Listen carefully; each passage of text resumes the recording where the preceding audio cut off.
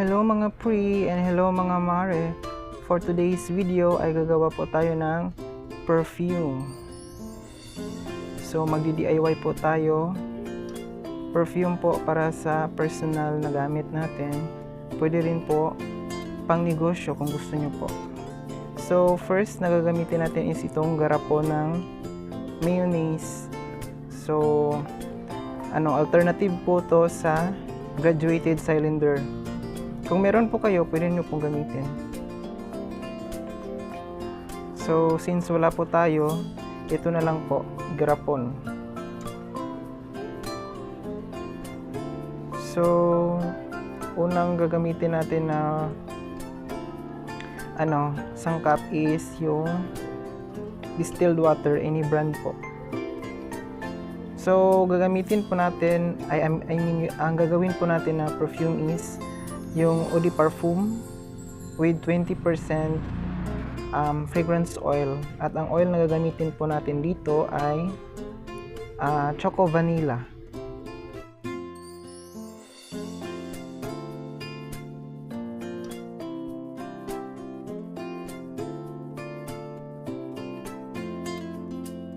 $30 ml po ang fragrance oil natin.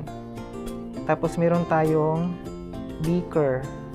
So, beaker po natin is 150 ml. Kasya po dyan, 150 ml. So, itong 30 ml na fragrance oil po natin, makakagawa na po tayo ng 150 ml na perfume. So, una ko lang ilagay ay ang tubig. So, ang water po natin is 6%. So, 6% ng 150 ml is 9 ml. So, 9 ml po na water.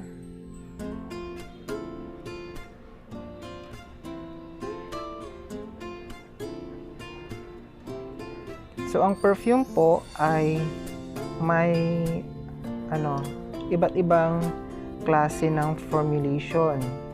So, una po dyan ay yung aftershave. So, ang aftershave, kasunod niyan ay ang mist, cologne, toilette, parfum, at saka parfum extract. So, gagamit po tayo ng syringe. So, ang syringe po na to ay 10 ml po. Pero 9 ml lang po na tubig ang gamitin natin.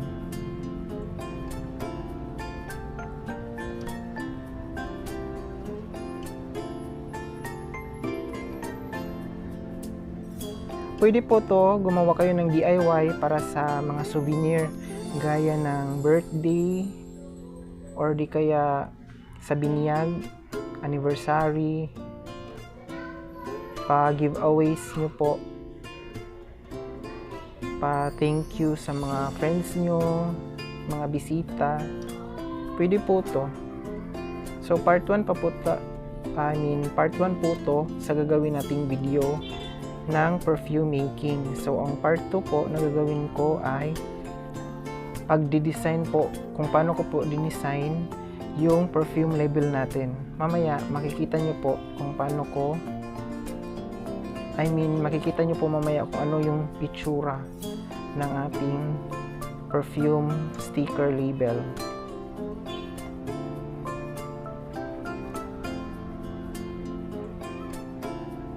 So, sa Eau de Parfum or Eau de Parfum, basta kay parfum, na gagawin po natin is yung fragrance oil formulation niya is within 20% to 30%. Pero, yung percentage na gagamitin po natin is 20% lang po. Okay, 20% ng fragrance oil. Long lasting na po yan. Subok ko na po yan kasi nagbibenta po ako. At saka yung parfum po 8 hours up to 12 hours po. Pero sa akin po, nilalagay ko lang po sa damit. Kinabukasan, kapag lalabhan mo na yung damit mo, andun pa rin po yung amoy. Okay, so next naman po ay ang alcohol, perfume grade alcohol. Huwag po tayong gagamit ng ibang alcohol gaya ng isopropyl kasi hindi po yan pang perfume na alcohol. So bili po tayo ng perfume grade alcohol. So itatapon ko lang po yung tubig na nasa beaker kasi hindi na po natin yung gagamitin.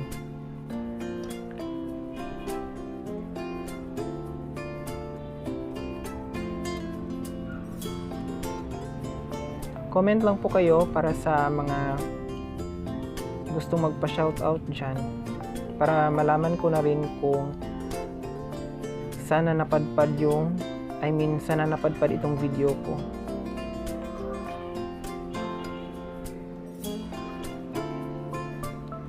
So sa paglalagay po ng alcohol,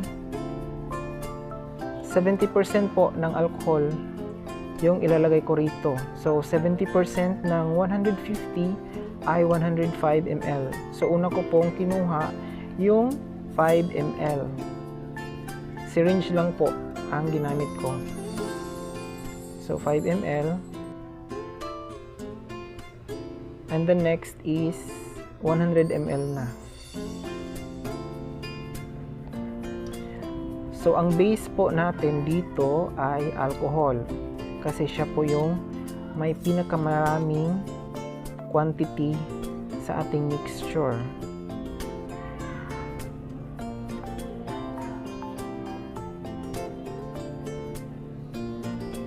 So dinagdagan ko lang ng konti para maging 100 ml.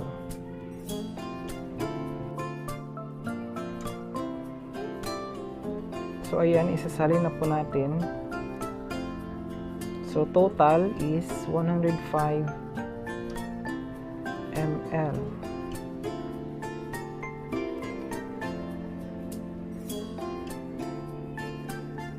So susunod ko naman pong ilalagay ay ang ating fragrance oil.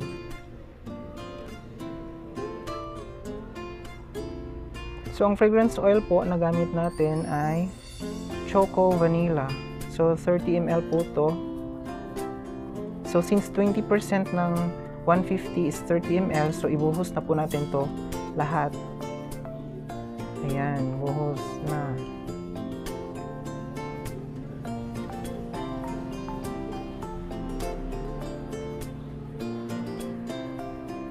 So abangan nyo po yung part 2 ng video natin na to. Ipapakita ko po yung mga label natin kung paano natin ginawa. At kung ano yung app na ginagamit natin. So sa cellphone lang po ako nag-design. Pwede rin po sa computer yung app na gamit natin. Mas madali po siyang gamitin, user-friendly, para dun sa mga taong hindi marunong mag-Photoshop.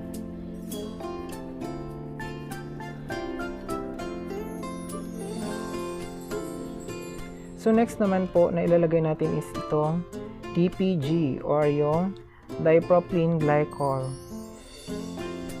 So 3% po ng 150 is 4.5 ml. So 3% po ng mixture, ilalagay po natin yung dipropylene glycol.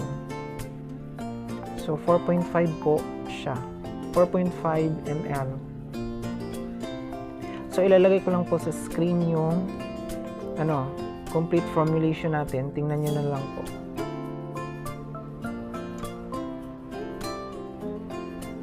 So magkaiba po yung formulation ng cologne, mist, toilette, at yung perfume na tinatawag natin. So mas mataas yung fragrance oil, mas matagal mawala yung amoy.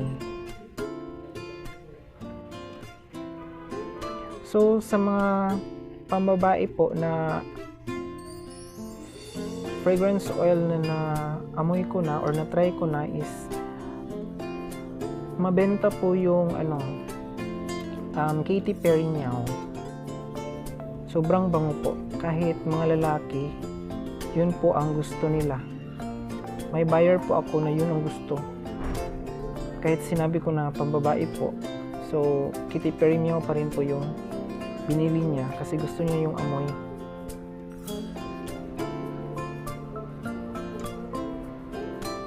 Tapos sa panglalaki naman, yung mabenta sa akin is Clinic Happy. Clinic Happy for Men. Pero sa akin, mas gusto ko yung Versace Eros. Tapos yung Gucci Guilty. Mabango po yung dalawa.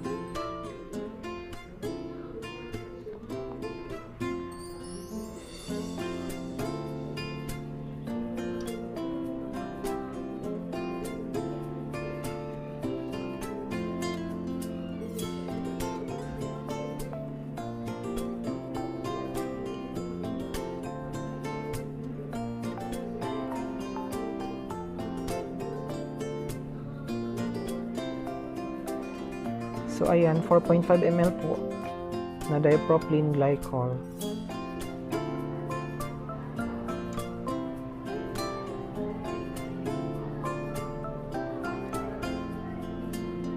Next naman po is yung tinatawag na fixative. 1% lang po ng fixative ang ating ilalagay. So 1% ng 150 ml ay 1.5 ml. So 1.5 ml na fixative ang ilalagay natin. So, liquid fixative.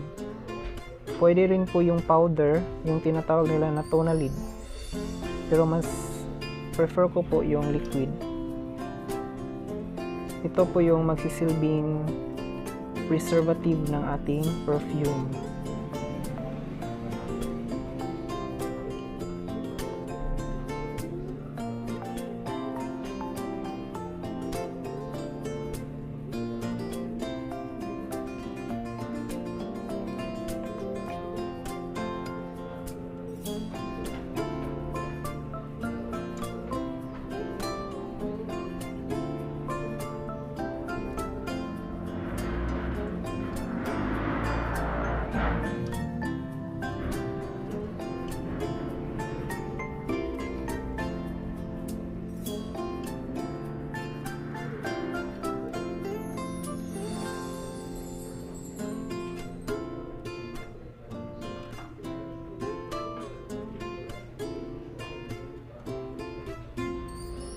Comment lang po kayo sa baba kung may mga katanungan po kayo at sa mga gusto po magpa-shoutout.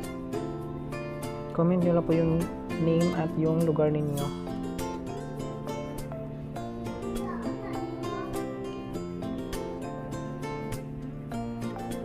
So ito yung 1.5 na fixative.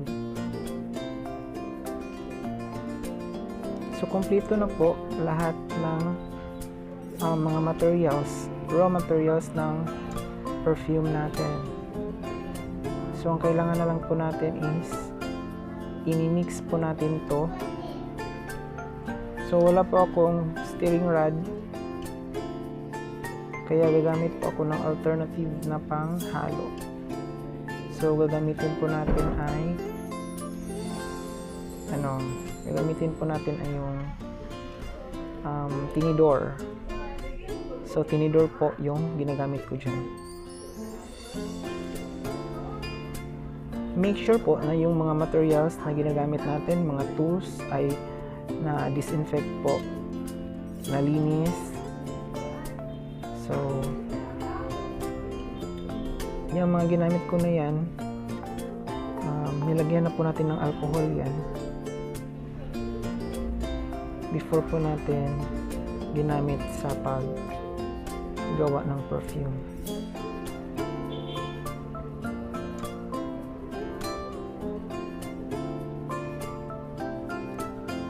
So nakamask po ako sa paggawa ng perfume. Nag voice over lang po ako kasi hindi po masyadong marinig yung boses ko. Kasi nga nakamask. Tapos may music pa. So hirap marinig yung boses ko dyan.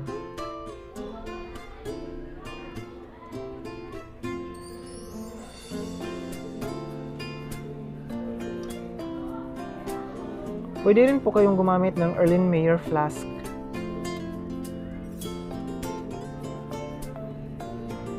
So, i-mix lang po natin ng mabuti para hindi siya cloudy. So dapat hindi po cloudy yung mixture natin.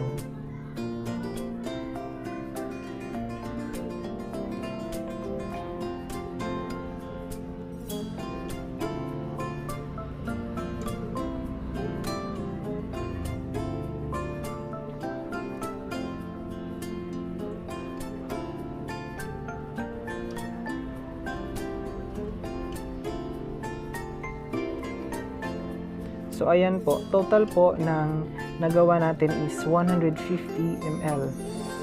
So tatlong 50 ml or equivalent niya is 15 na tag 10 ml na perfume ang magagawa po natin. So yung bintahan ko po ng 50 ml is 250 pesos. Tapos yung 10 ml naman na perfume, benta ko po ng 70 pesos. So, ang gagamitin natin, gagamit po ako ng alternative itong lagayan bote ng Red Horse. Kasi yung kulay niya is amber. So, pwede naman po kayong bumili ng amber glass. Pero sa akin, yan na lang po. Makakatipid pa. Pwede po yan, basta malinis lang po. So, sinabon ko na po yan 2 beses, binanlian ng mainit na tubig, tsaka nilagyan ko po ng alcohol.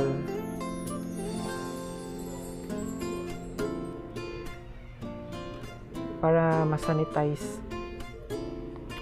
So, nilagyan ko lang yan ng masking tape para pagkatapos mamaya, susulatan natin ang kaniyang pangalan. So, kung marami ka na pong gawang perfume, dapat separated po yung mga amber glass natin. Diyan po natin i-cure or i-age yung mga perfume natin. So, sa aging process, kailangan po ng bote na ganyan, amber bottle.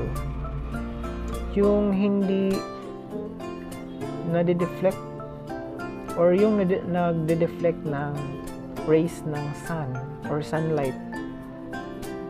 So, hindi tatagos yung ilaw. Yun po dapat yung lagayan natin. So, sa aging process, 7 days po sa loob ng ref at saka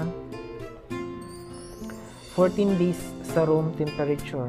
So, sa pagsasali ng ating mixture, gagamit po tayo ng funnel.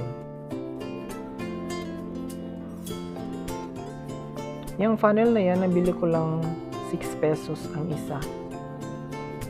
So, pwede na natin isalin yan. Pero, mag-iiwan po ako ng 50 ml. Kasi nga, ipapakita ko po sa inyo, for example lang, okay? Sample lang ng pagsali natin sa ating perfume bottle. So, maglalagay po ako ng 50 ml sa beaker. And the rest, isasalin ko na po sa bote ng Red Horse for aging process. So, ayan, 50 ml.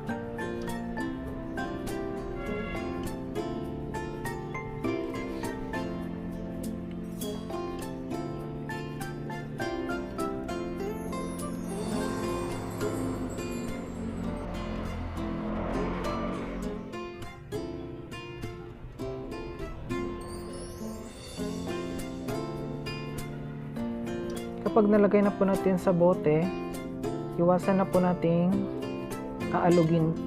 Okay, iwasan na po nating alugin yung mixture. Since alcohol po yung base natin.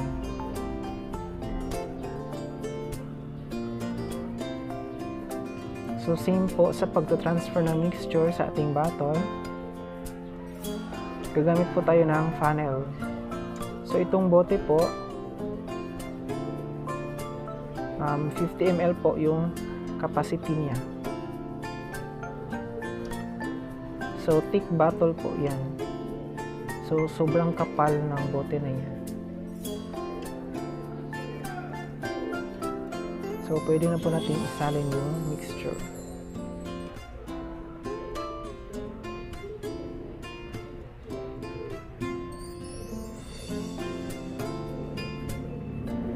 Sobrang dali lang po maggawa ng sarili nating perfume. Bibili lang po tayo ng fragrance oil. Yung quality na fragrance oil.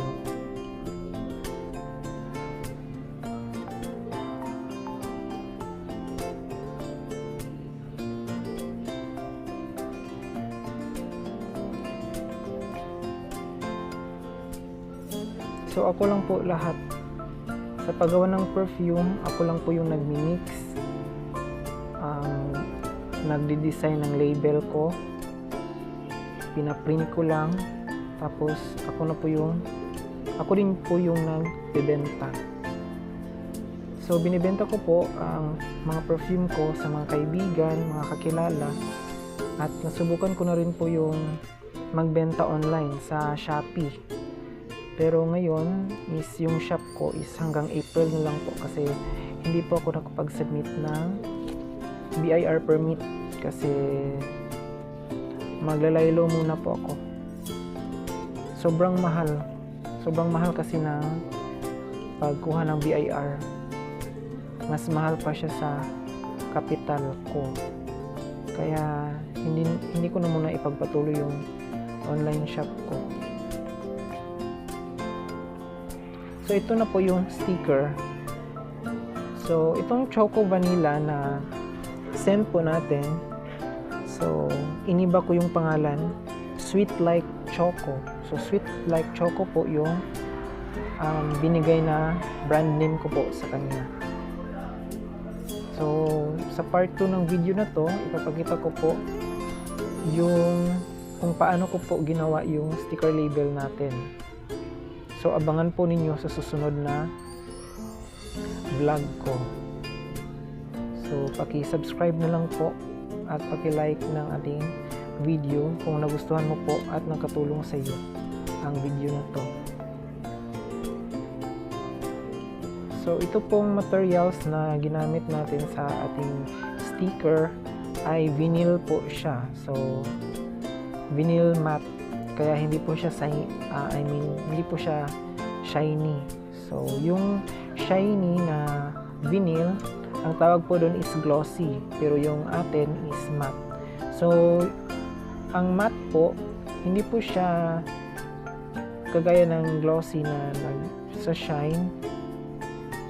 Kapag ang texture niya po is meron siyang mga rough, medyo rough po siya. So maganda po yan sa personal tingnan. So medyo blurred lang po sa sa camera natin. So picturean ko na lang po. Nasa screen po ninyo. Tapos sa likod maglalagay din po ako ng sticker. So nilagay ko lang po dyan logo natin. Tapos yung ingredients, yung link ng shop ko sa Shopee, at saka yung ibang information about sa product natin. So mahasa po yung pagiging creative natin sa paggawa ng ating sticker label. So abangan nyo po sa susunod na vlog ko. Ipapakita ko po kung paano ko po ginawa at dinesign ang ating sticker label na yan. So simple lang po kasi hindi naman po ako marunong hindi po ako graphic designer. So para makatipid po tayo, so So tayo na lang po yung gagawa.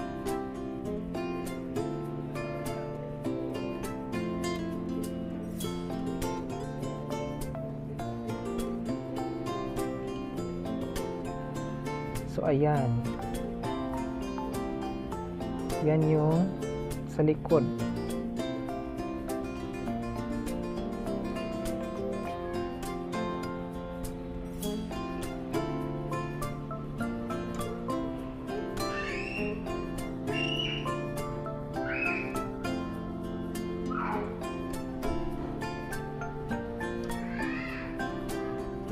So for women po to, Sweet Like Choco, inspired by Choco Vanilla. So, ipapakita ko rin po yung design ng 50 ml natin. So, ibang scent po. So, ito, Candor. Candor yung name. Inspired po yan ng Katy Perry Meow. So, sobrang bango po niyan. So, thick glass din po yung 10 ml natin. Parehong makapal yung glass. Ako din po ang nag-design ng label natin yan. So maraming salamat po sa panunood.